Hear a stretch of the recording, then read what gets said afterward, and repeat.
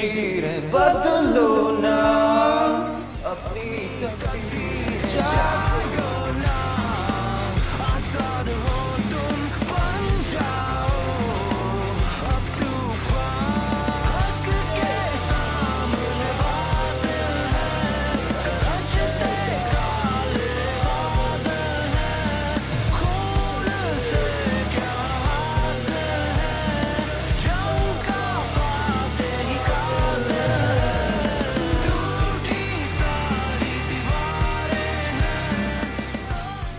आज तो मैं पाकिस्तान में बैठा हूँ, अगर मैं गाज़ा में उनकी जगह होता एज अ सिविलियन तो मेरे ऊपर क्या गुजर रही होती।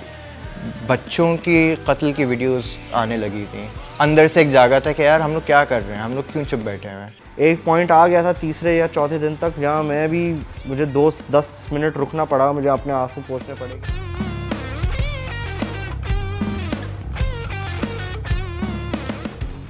जब ये हम गाना बना रहे थे तो जो चीज़ें हमारे सामने मीडिया पे, टीवी पे, न्यूज़ एंड जो चीज़ें हमें दिखाई दे रही थी एज आर्टिस्ट, हमें लगा कि वी हैव अ फॉलोइंग और हम लोग की भी एक कम्युनिटी है।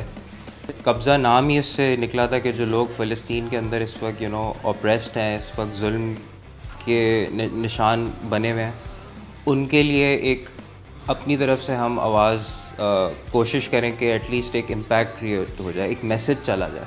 सडनली उन्होंने आके बोला कि भाई ये हमारा लैंड है और आप खाली करें, तो और वो आके काबिज़ हो गए। तो ये कब्ज़ा ही है और तो कुछ भी नहीं है।